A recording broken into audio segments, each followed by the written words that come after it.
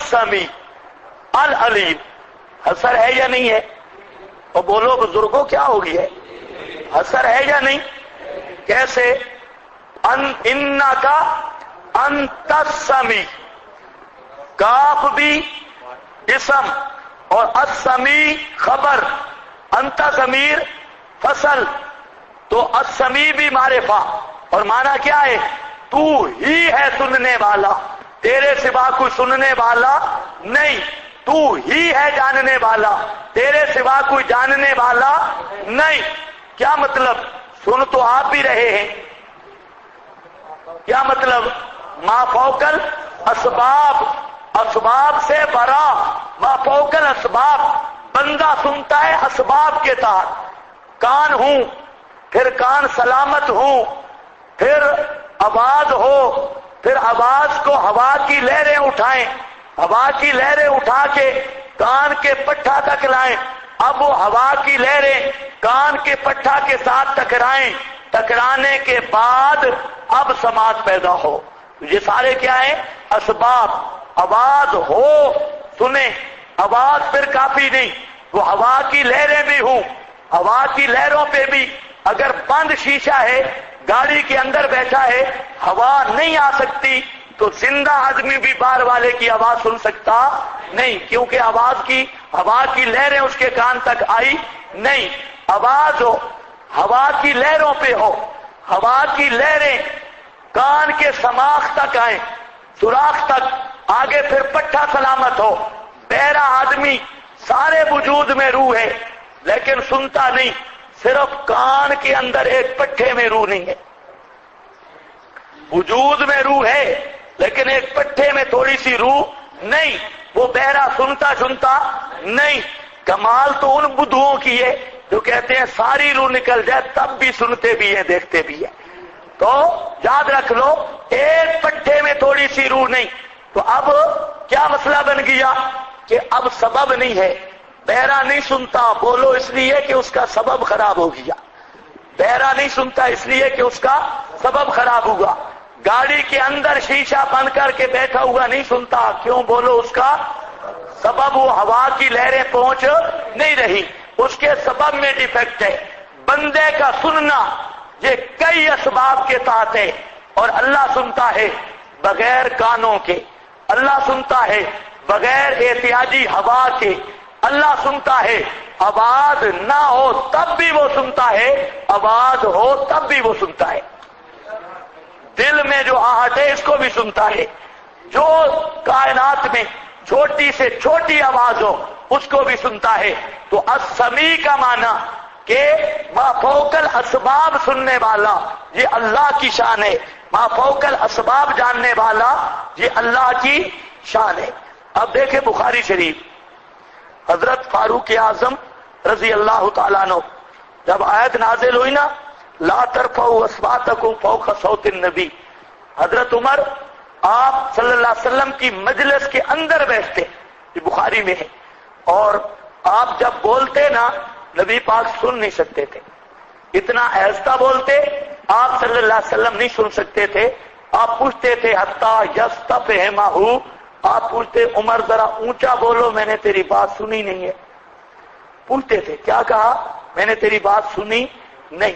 अब इमामुल अंबिया है, जिंदा पैगंबर, मजलिस भी एक है, बोलने वाला भी फारूक है, लेकिन हजरत नबी पाक आवाज जो आहिस्ता होती थी, कानों तक नहीं पहुंचती थी, असबाब नहीं थे, तो सुना आपने भी नहीं। तो मालूम होता है माफौकल असबाब नबी पाक सल्लल्लाहु अलैहि वसल्लम भी सुन सकते नहीं। देखो अबू दाऊद में हदीस है कि हजरत साद के दरवाजे पे जा पहुंचे हजरत अबू बकर सिद्दीक, हजरत उमर और नबी पाक सल्लल्लाहु अलैहि वसल्लम, तो वहां पर आवाज दी, दस्तक दी, हजरत साद ने अंदर से जवाब दिया लेकिन आहिस्ता करके। आपने फरमाया अस्सलामु अलैका या साद, हजरत साद ने आगे से कहा ऐसा बोले, फिर 3 दफा आपने सलाम किया, हजरत साद ने ऐसा जवाब दिया, बस आपने समझा हजरत साद नहीं, हालांकि फासला था एक दरवाजे की किवाड़ का, दरवाजे के अंदर हजरत साद है, बाहर नबी पाक अलैहिस्सलाम है। आप वापस होने लगे, حضرت سعد آگے پیچھے، اور حضرت سعد کہتے ہیں کہ یا رسول اللہ کہ بے ابی انت و امی، یا رسول اللہ میرے ماں باپ آپ پر قربان ہو، آپ کیوں پیچھے جا رہے ہیں؟ آپ نے سعد کی طرف دیکھا اور فرمایا سعد میں نے سلام کیا تو نے جواب کیوں نہیں دیا؟ میں نے سلام کیا تو نے جواب کیوں نہیں دیا؟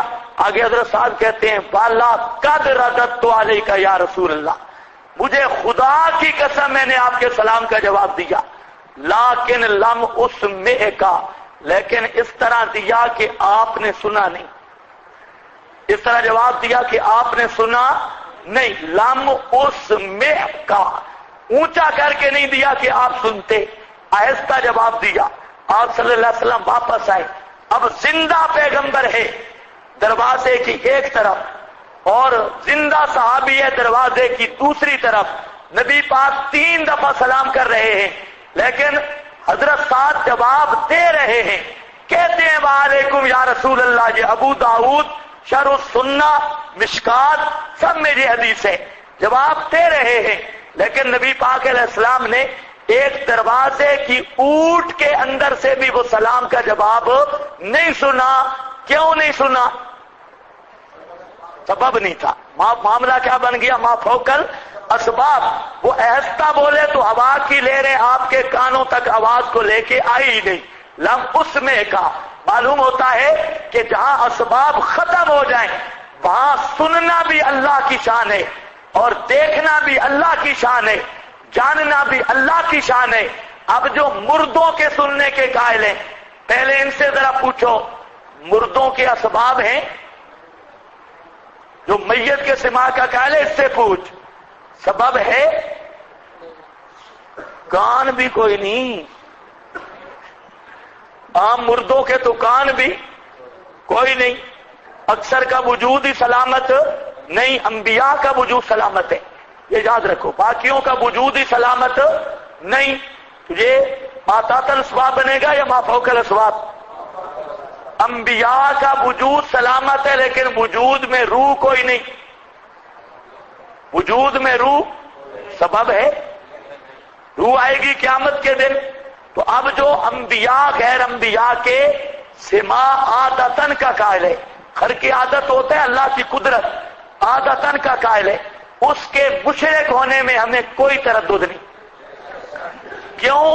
اس نے ما فوق الاسباب والی صفت مانی ہے میت میں، اور ما فوق الاسباب سننا یہ اللہ کی شان تھی، اس نے مان لی ہے مخلوق میں۔ اس لیے ہم کہتے ہیں یہاں پر وہ چبل سرگودے والی چبل وہ کہتا ہے، مماتی کہتے ہیں کہ موت کے بعد سننا اللہ کی صفت ہے، پہلے اللہ پر موت مانو پھر موت پر سننا اللہ کی صفت۔ چبلا تجھے کیا پتا؟ مماتی یہ نہیں کہتے، مماتی یہ کہتے ہیں، اب اس کو کہو بیٹا اس کا بھی جواب ہے، مماتی یہ کہتے ہیں کہ ما فوق الاسباب سننا اللہ کی شان ہے۔ مماتی کیا کہتے ہیں؟ ما فوق الاسباب سننا کس کی شان ہے؟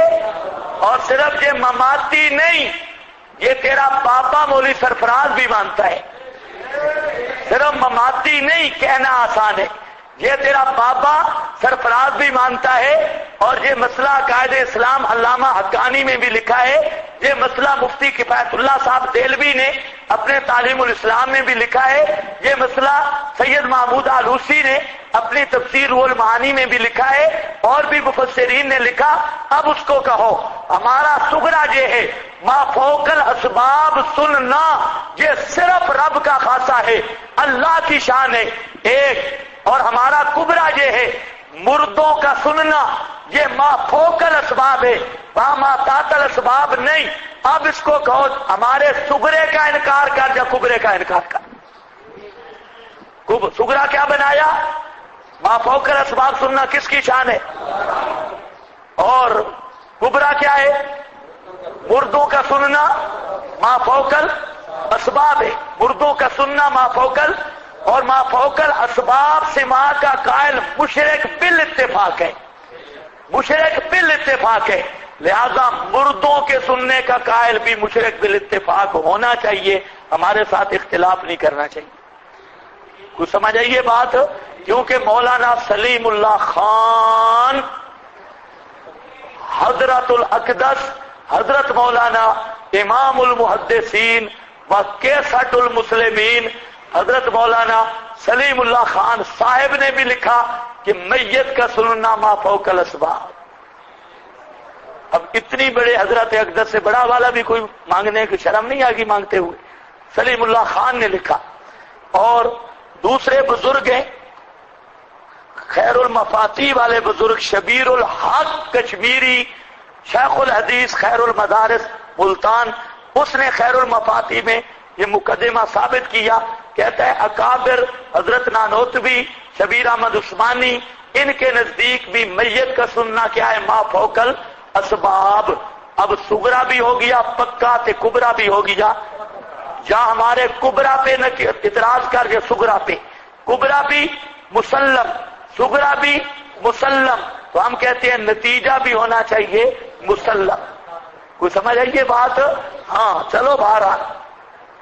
بڑی تکلیف ہوتی ہے. توبہ توبہ توبہ. سما کے قائلین کو کافر کہا جی استغفر اللہ. سما صحابہ کا اختلاف ہے چبلا. ایک صحابی پیش کر جو عادتاً سماع میت کا قائل ہو، پوری دنیا میں کوئی ایک صحابی پیش کر. وہ جو زنانی تھی نا زنانی، تو اس کو خامد مارتا تو سامنے بچے کو کر دیتی. خامد مارتا نا تو سامنے بچہ جو سامنے آ گیا تو خامد اب بیچارہ بچے کو کیسے مارے، تو وہ بچ جاتی. ان کا یہی حال ہے. جب یہ پھنستے ہیں نا قرآن سنت کے سامنے، کبھی کہیں گے اکابر یہ بچے کی طرح ڈھال بناتے ہیں، کبھی کہیں گے صحابہ کا اختلاف ہے، کبھی کہیں گے بزرگوں نے اس طرح نہیں فرمایا، کبھی کہیں گے اس کے خلاف اجماع ہے. اجماع بے حذف الف ہی ہوگا، بے اثبات الف تو کوئی نہیں. اس کے خلاف اجماع ہے، اجماع ہو گیا. واہ واہ. ہاں بھائی چلو جتنی تکلیف ہوتی رہے. اشاعت و توحید کا مقرنہ کا فیصلہ تھا کہ دور و نزدیک سے سننا اللہ کی شان ہے، اللہ کی صفت ہے. اور جو کسی نبی ولی کے لیے دور و نزدیک سننے کا قائل ہے وہ کافر اور دائرہ اسلام سے خارج ہے. یہ اشاعت و توحید کی مقرنہ کا فیصلہ ہے.